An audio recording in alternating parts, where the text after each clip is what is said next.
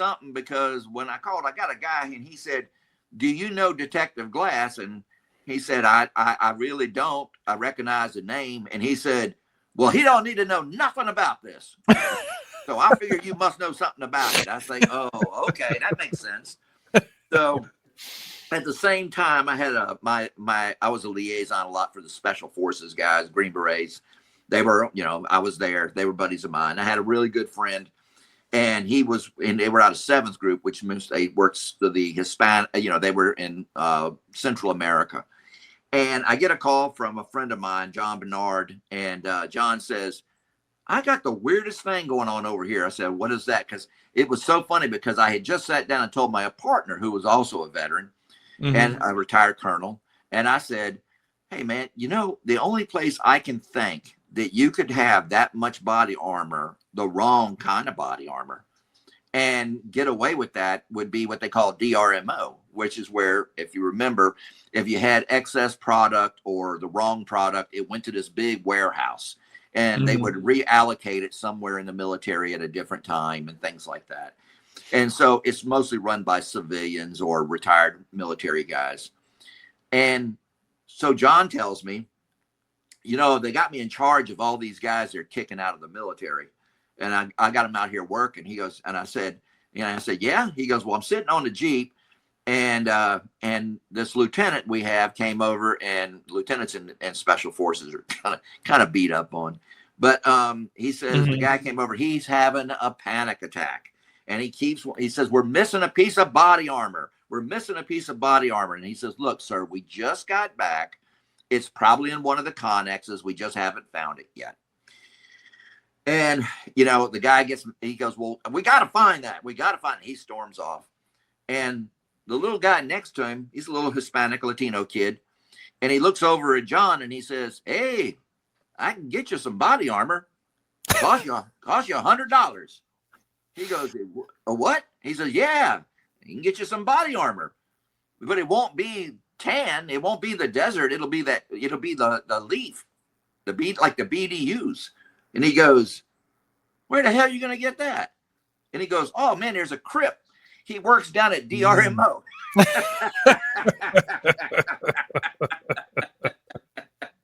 He sells that body armor for $100 a pop. Yeah. I was like, here we go. So yeah, it's well, that's one of the things that going back to the book, but one of the things that made sense was that a lot of the gang members in the military were not in the infantry units or combat arms. No. A lot of them were in supply MOSs. Yes. And they were figuring out logistics, and they could just blend in and then take a little off the top and do what they need to do and sell it and just go back to Vietnam. It was Crips that were shipping drugs back in the body bags. And I mean, we heard so many crazy things. I mean, if I ever wrote a book, it would just go on forever. But because then when I traveled all over the country, it just got worse. People would come up and bring stories to me. Yeah, good Lord! If one day when you and I are on a downside, I'll tell you all about Antifa that I knew about going back almost 10 years now. But yeah. When I taught, in my lectures, one of the things that I would tell them is, let's say that we're up and coming druggies. We're going to be drug dealers, you and me. And the guys down the street had a really good system going, and the feds took them down. And how did the feds take them down? The same way we used to take them down. We used IRS, Criminal Investigation Division, and we'd hit their auditors. And we'd squeeze those auditors, and they would get scared they were going to lose their license, and they would give up the pony, and then we'd get them. Now, so you and I are like, we can't have that shit happen. So what we're going to do is we want people to learn how to audit. We want to learn how to do shipping, demand, trucking, all that stuff. We're going to take guys in our gang, and we're going to put them in the military. Now, if we want them back soon, what we're going to do is we're going to put them in the National Guard and or the reserves. They're going to go and they're going to learn. Now, people don't seem to understand. A finance clerk in the United States military, he doesn't make change at the chow hall. That guy knows how to do payroll. That guy knows how to do banking. That guy knows how to do transfers. All these things. All right. So we're going to get our guys trained up in that. They don't have to have a license to do our paperwork. Later on, when the feds come after them, they go, man, I work at the dollar store. Me and the Dollar Tree, we solid. And so you're not going to fool with them. We got the guy working supply. When I came into the military, one of the craziest things, special forces medics, best medics around, people go, oh, what about everybody goes through Green Beret Special Forces medical training, 300 F1. All right. All the specialized groups. And they told us, you pass this course, do not be surprised that before the time you leave, organized crime does not contact you. Because our job was to deal with trauma. All right. And I've heard people tell me about entire medical facilities set up at different places, safe houses and stuff like that. So when you see the movies, that's not a bullshit. And so, you just get a tainted surgeon who maybe lost his license for doing something stupid. And then you got all these special operations medics they can fight too. We learned everything else. So yeah, I mean, it's a game changer for organized crime. And I teach on that. And what, we've had special operations teams go bad on us and start working for cartels. That's nothing unusual. I mean, outlaw motorcycle gangs. At one time, I can still remember we had 8 patch-wearing Mongols that were Navy SEALs, active duty Navy SEAls. So, no. Yes. ATF saw them. FBI saw them. We saw them. And at that time, you're talking about an organization. It's an outlaw motorcycle gang. It is recognized as a criminal entity. And yet these guys were in it. And of course, the Navy's answer to everything was, well, they would never turn on us. Okay. All right. That's not the point. Special Green Beret, famous for Hell's Angels, recruited the fire out of it, still do to this very day. They ride with a lot of the butt clubs, and like the veterans and stuff like that. And then they get recruited from that. So you see that. Then there was one that was completely made up out of special operations.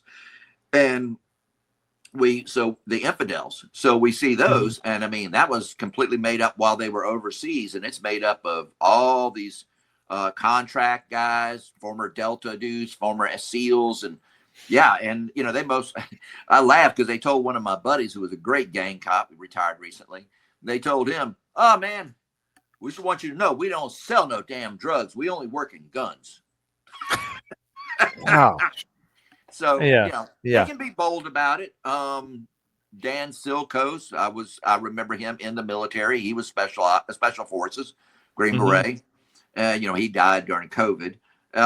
But yeah, he was head of the chapter in Fayetteville. So yeah, I mean, it's a win-win for gang members to get military people or get people in the military. As a matter of fact, it was Hoover. Actually, I saw it years ago. They don't talk too much about it anymore, but at one time there was we saw the letter. One of the people lecturing with me had a copy of the letter that was sent from Larry Hoover from prison to the Gangster Disciples and told them to join the military for just that purpose. And like you said, it's people go, oh my God, it's they're going to learn how to use weapons. Okay, all right. Here's the truth. I can go and find a really great, say, special forces guy. What do Green Berets do? Green Berets work with the indigenous personnel. All right. That's their real job. Most people don't realize that. They're not running around kicking doors as much as they are training people to fight in their own country. So obviously we would get people of all ages, all variations of health, and we train them how to shoot and kill and do all that stuff. It doesn't take that much for that. So no, all we need is one person and he can train 20 other people for something like that.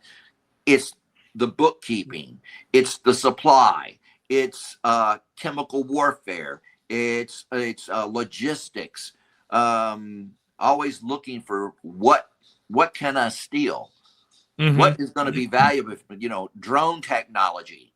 People don't realize how gangs operate. An old story, but a true story going back, wow, probably, I don't know, whenever the Sims chip was invented. So TRGs, Tiny Rascal Gangsters, which we all laugh at, but we know the Vietnamese, they actually infiltrated Silicon Valley back in the day. And why did they infiltrate it? They infiltrated it on the purpose of looking for stuff to steal. And one of those things they found out was this new thing called a Sims chip, right? And so they started hitting truckloads of these Sims chips. In fact, it was so prolific that they would actually hire Crips. They would hire other gangs to do the hits, as long as they got the product, right? And of course, I'm not picking federal boys. Their opinion was, well, this is so rare, we'll just wait for it to pop up and we'll get them. Well, it did pop up. Unfortunately, it popped up in China. And China starts revolutionizing everything. So intellectual property theft is quite common amongst gang members. So one of the things when you mentioned that, there's a book out now, Infiltrate America, and it's Wes Tabor, retired DEA agent who worked in Venezuela. He worked Chicago area, taking money from Chapo Guzman's organization. But part of what he documents is now this evolution, probably over the last 10 to 15 years, of foreign governments that are a little hostile to America, utilizing street gangs or criminal organizations that have proliferated. And Trinidad and Tobago is like one of his primary examples of Venezuela using them as like an arm to, if nothing else, try and disrupt American cities and areas. Well, they were there for that purpose. Yeah, we do. We know that from interrogations that's what they were here for. And I told people a long time. I wrote something in LinkedIn when that was actually a good thing. And I had wrote when they dismantled the FARC. I said, oh well. You that sounds all great, just like anything else sounds great. The wall came down, wonderful. Okay, you don't understand. That's going to be a problem. And the FARC was dismantled, and I said, okay, so I have guys who have, from the time they were born, have never lived outside of a jungle. The only thing they know is drug trafficking. I said, where do you think they're going? I said, they got to go to other gangs. And Trinidad and Tobago, you have tons of these FARC guys working over there. And the FARC guys went to work for the cartels and everything else. You may have dismantled the FARC, but you didn't dismantle the FARC. All right. So, that's the thing about that kind of activity. I mean, you're taking people and there's no other choice. That's what they know. How many times, I don't know how much, I remember when you were working, and I know that they used to come to me a lot of times. I had a kid stole a car one time and drove to Fayetteville because he heard that I could have tattoos removed, and he was MS-13, and he wanted to get out of the gang. He was young. He came from Central America. He's probably here illegal, and I sat down with him, and I didn't just let people take tattoos off. You had to give me a bio. You had to give me a story.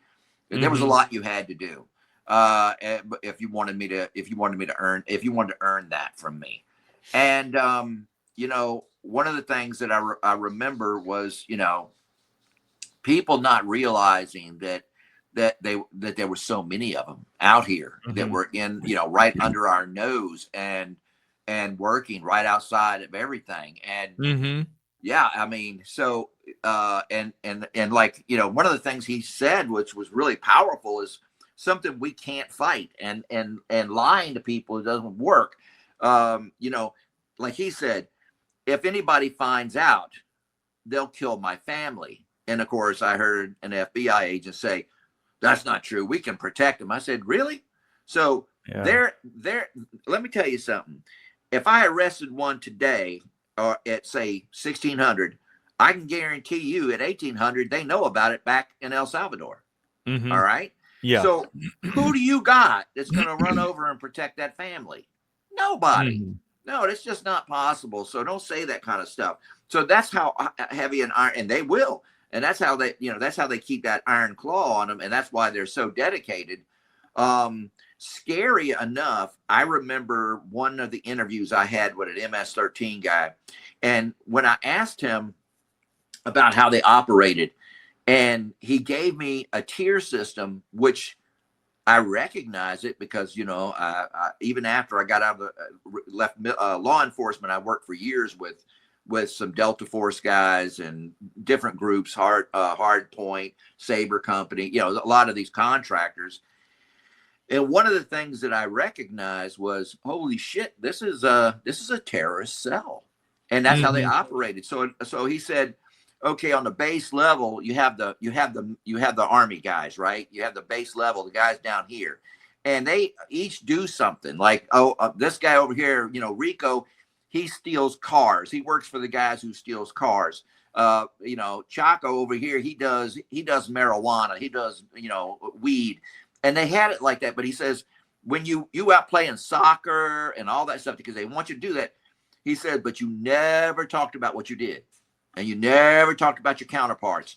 You just, you did your thing. All right. Now, above that, you had people that were above that who, okay, this guy's in charge of those guys on the ground, and he's in charge of weed. This guy over here is in charge of the car theft. This guy over here, you see what I'm saying? Mm-hmm. So it's all sectioned off. And then there was a guy above them. And the deal is you can get the guy at the bottom, maybe get the guy on one of the guys on the second tier, but you never get the whole tier. Mm-hmm. Mm-hmm. And I said, oh, whoa, that's pretty fucking sophisticated for a bunch of people who aren't supposed to be that smart. Well, it's interesting too. Like when I've done presentations and trying to explain to people, like you said earlier, when you're looking at organizations, human behavior, everybody's kind of similar. Each gang operates on different, like bylaws and all that, but everything is very similar in that sense. And the same trends that were going on with terrorist organizations overseas that had gone from using cell phone, satellite phone, connections, and they're getting hit with drones, and they're figuring out, they're triangulating. They go back to like handwritten messages or just personal messenger. Hey, carry this message to this person to stay off of, the American military radar. The same thing was going on at least in our region at that time.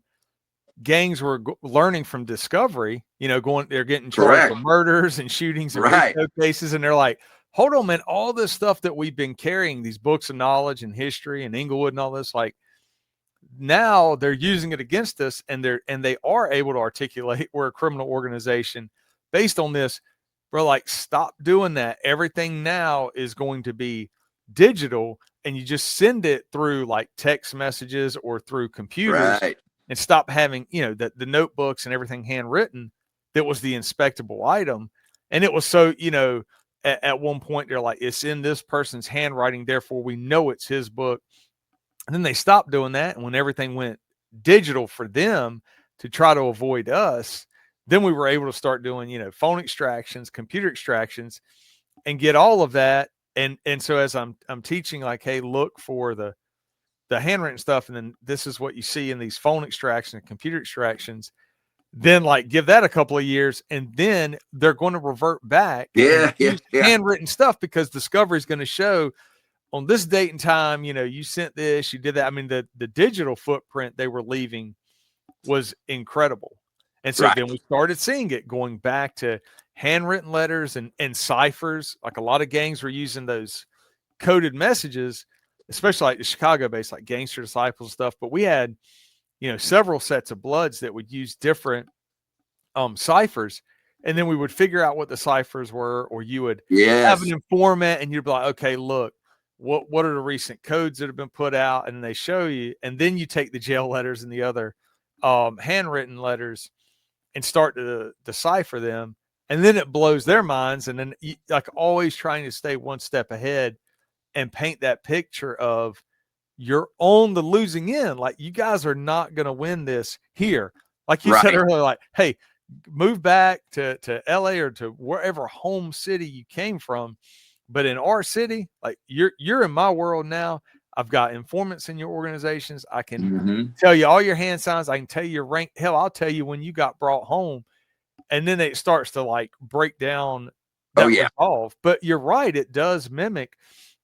Certain gangs are very, very smart in how they operate, in that sense of recruiting, who they're picking and choosing. Like for our area, you know, on the East Coast and down here in the South, like Gangster Disciples, and at one point our 8 Trey Gangster Crips, that we could connect directly from our area back to LA. And fortunately, they've been charged in federal cases where then LA, you know, going all the way up their chain, completely pissed off that are their East Coast branches, basically their blocks out here, their sets, are getting them tied into federal investigations. When in the South, that was the recruiting tool that these organizations would use.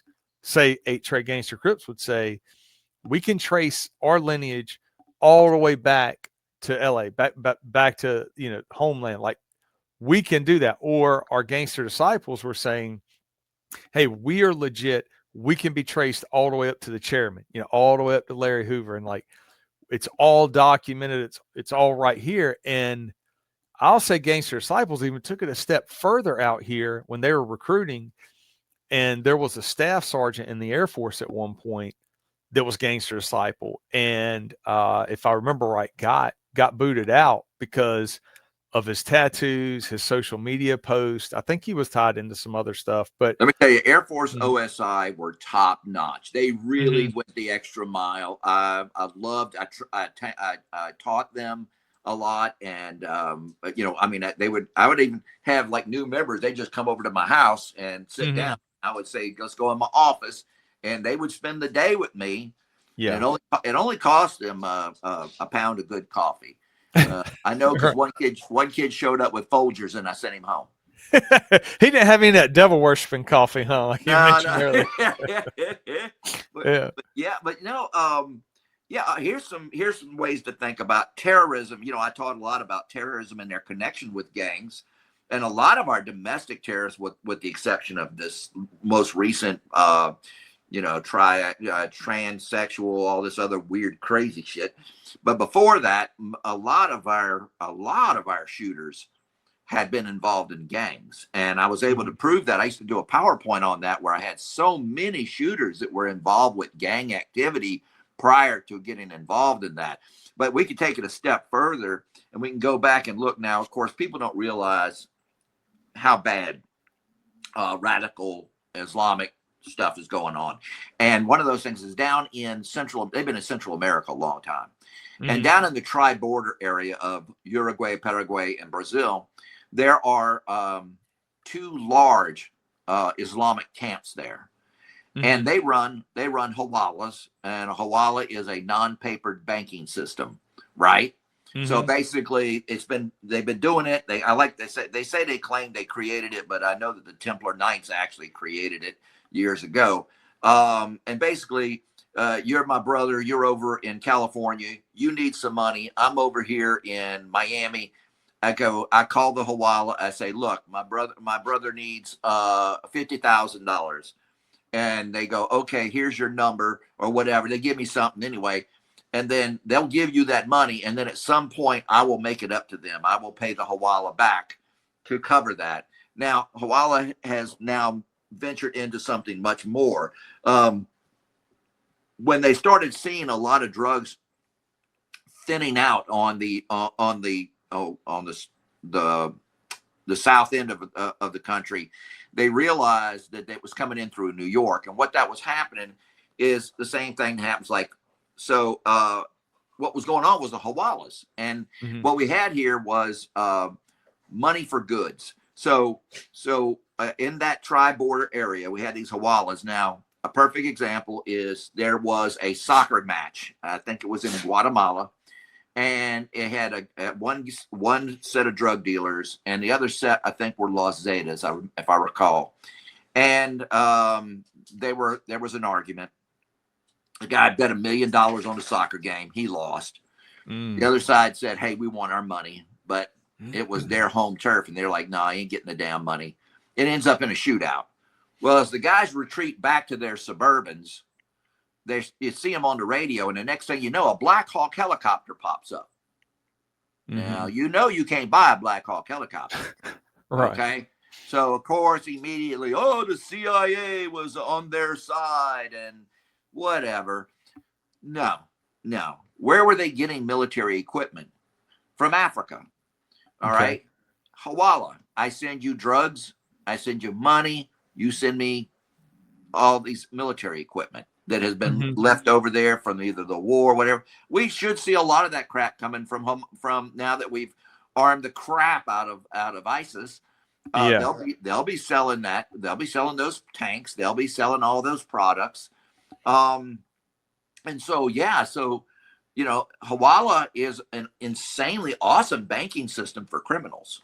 All right. Yeah. And the cartels have figured that out, and our street gangs have figured it out. Human trafficking. Why is human trafficking such a big thing now? It's been a big thing, but it's huge now. And that's because even Bloods and Crips have gotten involved with human trafficking. Because as I've told people before, if people don't, to do our job that we did, you have to be resilient to perversion. I mean, I'll be honest with you. We saw perversion on a level that other people didn't. Yeah. And couldn't handle. I had a guy just a couple of days ago interview him, and he said, "How in the hell could you sit across a table from a guy like that and not want to kill him?" And I go, "Because I wanted to put him in prison. And if I'd have touched him inside the interview room, he would have walked." So I'll let the system take care of him. But a human, here's the deal. I can sell drugs once, okay? But I can sell a human over and over again. In the case of a human trafficking organization that says it handles, I can start off, say I got a guy, he only wants, and that's another thing people don't understand. Like when you're dealing with pedophiles, they're very interestingly organized. If you ever arrest one and you're going through their database, then you will find like folders, blondes, brunettes, they categorize shit. And so if the guy says I only do 3 to 5 year olds, that's all he wants. He doesn't want your 6-year-old. He doesn't want your 7-year-old. He doesn't want your 1-year-old. He wants the 3 to 5 year olds. That's what he wants. Now, in the bigger, more dirty side of it, a guy purchases a child. He abuses that child. That child is now broken in and, as they would quote, serviceable. Now I can resell that child like I get a car. I'm going to trade that kid in for a new kid, and that kid is now going to go to someone who is looking for an experienced 5-year-old to 10-year-old, whatever.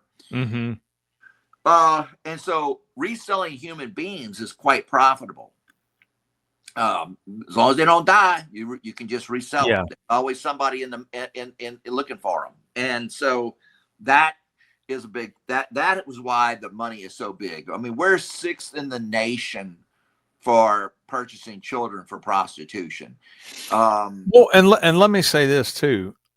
There's a reason when you said that Bloods and Crips, because they started shifting, especially this in the South.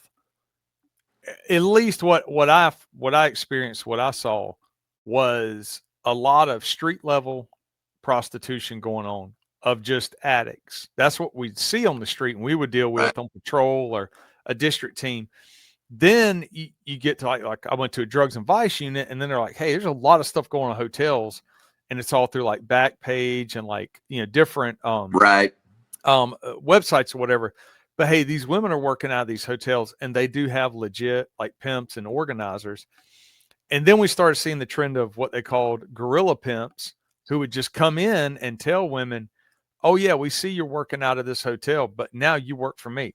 Like just brute strength. Now this is what's going on. Yeah. And then we started seeing the trend of gang members figuring out, just like you said, and sadly they would break it down and say like, I can get 15 years, for selling one crack rock because my record is so horrible. But they're not doing anything in their mind, like jail phone calls and informants and debriefs. Like, but they, in law enforcement, they aren't doing anything with the whole prostitution thing. And if I can get one or two girls or three girls, under my belt here and run them, I don't have to buy the product. I don't have to worry about, someone snitching on me. I don't have to package it up. And that's the other thing. There was this generational thing that we were seeing too, is that younger generation didn't want to sit around cooking up crack or getting mollies or doing whatever and then having to package things up or like they would talk about like Right. twisting bags. They're like, man, I'm not twisting knots all day. Like y'all, that's how y'all made money. And now y'all all locked up in prison. Like we're going to make money and we're going to make 10 times the amount of money you all made and not get 15 years in prison. Now, the difference was our DAs and our chain of command, and we had a really cool higher echelon major at the time where he's a captain the first time. He's like, hey, this is what we're going after. We're going after these hotels and basically what is now being deemed human trafficking. Like this, that was a different term for us. We're like, all right, cool. Handpicks a bunch of us and we start to work these hotels. And that was one of the things that we saw were like gang members running women basically. And then you get into like the perversion side of the sense of the psychological control, I've got your driver's license. I've got your family members knowing like you will now do what I tell you. You're going to be in this hotel room from this date and this time, and you're going to do this many Johns. And then they're getting such a large cut of the money. And so for us, it was similar in the sense we would often sit back and just do surveillance and watch an entire motel. And you would immediately know after an hour of watching, just like you would know who was selling drugs, you would know where the Johns were going. Right. And then start to work it from there up, like we would drug cases. And one of the first guys who had been hit with human trafficking, on his jail phone calls, he's trying to explain to other guys in his set what he's getting charged with. And they're all like, the hell you talking about? He's like, man, they hit me with human trafficking. All they knew was drug trafficking. They didn't understand that term, And then, so the dude on the other end is checking Google for like maximum and minimum sentencing for human trafficking. And then the guy on the other end who's charged with it is freaking out because it's basically like, he's like, yo, you could be looking at life in prison for this. Yeah, because a lot of times, in the old days of prostitution, no big deal. And so when they switched it over to human trafficking, I remember a lot of cops were like, what the hell is this human trafficking? It's just prostitution. Yeah. But prostitution was a constant problem. I mean, especially like in Fayetteville, military guys. Yeah. It was a constant problem. And you start calling it human trafficking. It's not just that you're calling it human trafficking. That takes it up a level. And when you turn that notch up, you don't want to be a part of that. All right. That's what my point earlier I was going to say was anytime in criminal history, criminologists, whatever their degrees, but what we would always see, if we put the pressure on any organization or any person committing crimes, and there is a stiff penalty and a very high probability that you're going to get caught. That's the big one. You know that, like it's dudes will be out there working day and night if there's an idea that they'll never get caught. But if they hit the block and there's like 10 jump out boys, have people proned out, and then there's all this talk about RICO charges and hey, like for you, it's like, hey, Fayetteville PD is like done with, Bloods and Crips right now. They're going after all of y'all in Bloods and Crips. So then it's not as enticing. And so guys start to transition out like, yo, y'all made the entire set so hot. I'm gonna fall back for a while, and you see their activity dwindle. Right. Same thing. That's my point is like in law enforcement, when prosecutors and cops get on board, or federal agents, and they say, hey, we're going after this issue, then all hands on deck. And the probability is high you're going to get caught, and the probability is high that you're going to get sentenced to, 30 years, 50 years life. I don't care what anybody says. It starts to reduce it, on different levels. Now, when you started talking about like actual, like the kidnapping of people and moving them from location to location, and that is something that throughout history has been a problem, but we're seeing it in America the same way. I think that sadly we could potentially, have we continued on the same course that we were on politically in America 2 or 3 years ago, our kidnappings would have quadrupled along the border and into other cities where cartels have their tentacles. Which brings me to this point. What do you think about the president and the U.S. government deeming certain gangs like MS-13, Tren de Aragua as terrorist organizations, as well as cartels in Mexico and Central and South America?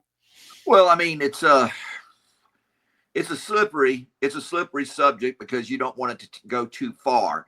But they are from, especially if they have foreign ties, that does mean it. They came here for the sole purpose. Their violence is so heavy. They are terrorizing the public, taking over apartment complexes, things like that.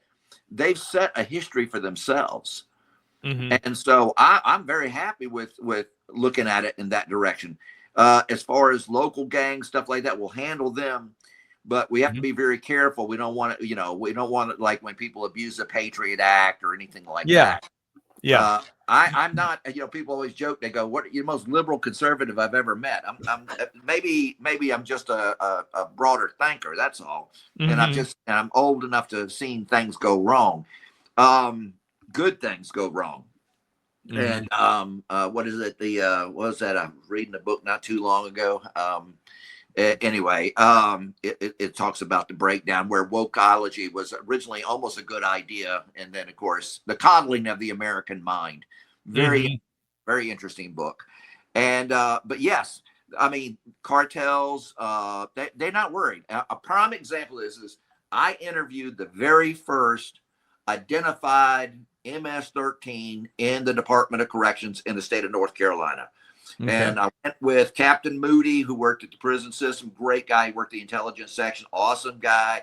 Way ahead of everybody when it came to videotaping and stuff like that. And I brought John Bernard, Sergeant First Class John Bernard from 7th Group Special Forces with me because he spoke every dialect out of Central America. Great guy. So we go up there and we go to meet this guy. And he's very congenial because he's the only one. Yeah. And he's there. He had only been in the state for like a couple of weeks before he got arrested for, I think it was raping a child. But he's very cordial when we're talking to him, and he's talking about he's taking up music and whatever. And in the interview, I do something I like to ask, and I go, so let me ask you a question. You do realize that criminal behavior and stuff like that, it does affect the overall economy and the safety of the country. And I'm playing devil's advocate here. And I go, so, how do y'all fit in? He goes, oh, it's win-win for us. I go, it's win-win for you. He goes, yeah, man. He says, we got everything you need. We know we got the guns, we got the drugs, we got the women. He says, yeah, we got everything you need, man. And he goes, and the other guy in the room, well, there was another guy that was just in there from the jail, from the prison. And he says, but don't you understand that will destabilize the whole country? And, he goes into a rant. I said, look, man, this is my interview. You got to be quiet. And the guy looks over and he goes, well, yeah, I'll just go back to my country. Yeah. Yes. I don't care if you screw your country up. I'll just leave it if it's nasty. Right. And and I don't think that's what people realize, they have it out. Yeah. Yeah. Dude, that is exactly what I was explaining the other night at a class is gang members that have, like one blood can be what are you 25 years old and have 10 different kids by like 7 different women. Yeah. And it was like they all like this house they can crash at or put their head down for like 2 or 3 nights. Then they go to this one. And so dudes would tell me, they're like, man, I got no bills, no responsibilities. If I mess this house up, I'm staying over here. I got 4 more I can stay at. So it's like the same idea. Like I'll make as much money in America as I can, but if it gets destabilized, I go back to my home country or whatever. And people like you and I, we went through this, and people don't understand how a lot of the upper echelon, that a lot of those guys, I'm not picking, they forgot how to be cops. Most of them are politicians nowadays. And I remember I had a chief. I wasn't fond of him at all. And we were going to be getting a bunch of money. And he said, oh, yeah, we're going to put it into the SWAT team. And we're going to start hitting these gang houses. I said, are you going to bring animal control to take Petey? And he goes, what? And I said, last time I saw a gang house, it was on Little Rascals. I said, and then I got up and I started to walk out because I had an interview with an OG down at a coffee shop. And he said, he looks over at me and he goes, where are you going? And I said, I'm really actually going to go do something more important. And he got real mad. I was that horrible cop. I was that guy, like someone said, look like something from a bad movie. And I started to walk out the door. He goes, this is about gangs. I said, no. What I got here is a group of guys hunting grizzly bears with squirrel rifles. The only thing you know is it's big, it's hairy, and it shits in the woods. You don't know what caliber to use. You don't know what you're hunting. And I said, and it's going to end up in really, really bad. And I said, but you can spend your $500,000 on the SWAT team. I'm going to go down the street here and I'm going to talk to this OG at a coffee shop. And the one guy goes, they like to drink beer. I said, well, I'm not drinking beer while I'm on duty, although they would love that so they could fire me. But I said, but I am going to go down and I'm going to talk to this old boy about gangs. It's not in that respect. I said, he thinks that he's a man. Probably wasn't raised by a man. The man who he looked up to probably wasn't raised by a man. He might be 3 generations of being raised by women. So you don't even know what it's like to be a man. So I take him to a coffee shop and I buy him coffee and I talk to him like a man. That I don't care what anybody says, that it'll hit home. I will now be his best friend. I will be the guy he trusts forever. And I am going to get more out of a $5 goddamn cup of coffee than you're going to get for your $500,000. Yeah. Simple as that. Simple as that. And so, we've got to get back to some old school concepts. But when you want to talk about like I said, I'll talk to you about Antifa separately, but on a different note, because I have some experience with them over the years. I started working with those guys when they were still running around as Chaos and Black Bloc. Yes. I was hammering them way back then. And real quickly before we shift into that, when you just mentioned that about the money and you were like, hey, my $5 cup of coffee is going to do a lot more than, what, $500,000. That's what I try to explain to people when they have to teach their chain of command what's expected out of like gang intel or a gang suppression unit or whatever. It's like, if you can explain to the upper echelon, a lot of really good gang work can be done for free. It does. Like you said, if you get a federal grant, and those, I'm quite sure federal grants are going to be big again for certain cities that know how to articulate how they're going to spend the money and not blow it. But back 10 to 15 years ago, federal grant money was flowing in the South to a lot of cities, for gangs. And that was one of the things, was like, we're getting this, this grant money. How are we going to utilize it, and get the best results? But one of those things, like you just said, having actual intel, or what I joke about, like, I got gang members on retainer. Like, I can literally pick up a phone and talk to somebody that, I've worked as a source for whatever, 5 years, 6 years, and ask them, hey, what does this mean to you? Or, hey, what's the movement now? Like, everybody's getting older, younger guys don't seem to be joining. what's everybody talking about? It's like, bro, everybody's just falling back. Nobody cares anymore, you know, or whatever it is. But you brought up something that I do want to touch on with the $5 cup of coffee, the sitting down, a man talking to a younger man, and the absence of fathers in a lot of gang members' lives. And the trend that I saw was the same thing. And I had a guy, he was a detective when he retired, but he was a school resource officer for years. And he's such a quiet guy, humble guy. I didn't hear much about him until I had talked to a guy during a homicide investigation, and that guy laid it out like, hey, and the source was not the suspect in the homicide. He just happened to be, you know, a person who knew the suspect. But in general, he was just talking about growing up in our city and what life was like for him and how he got jammed up. But he told a great story that I always, I don't know, I took a lot of pride in. Just even in our department, we had an officer, you know, who's a school resource officer, who pulled this guy aside when he was like 15 years old. And so the school resource officer's black guy, this guy's black guy. He pulls him aside and he's like, hey man, like, and the 15-year-old at the time was on par to be a cocaine trafficker. Like, he had a connect that was pumping a lot of weight his way and he was distributing it. And he said, man, that school resource officer, like, he pulled me aside and said, this is not what a black man does. A black man doesn't sell drugs. Black man doesn't destroy his community. A black man reads and studies and works and raises kids, you know. And he's like laying out what I think for a lot of us heard growing up, if we did have, you know, a father in our lives who said, hey, this is what being a man means. This is what being part of the community means. And he said no one had ever done that. The only men he ever knew about were drug dealers or guys hanging out, you know, in Section 8 where he was at the time, doing nothing.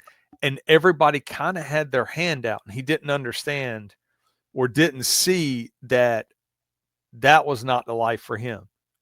And probably, the truth be told, at the time, that kid may have been known as like somebody walking around saying things like, basically, oh, this is what being a black man is, or whatever, you know, putting things in these like racial categories. But that SRO, it affected this guy. So years later, I mean, the guy went away to prison when he was like 16 for drug trafficking, but then later in life completely turns his life around. So when we're talking, he's laying all this out because he's just kind of like unloading.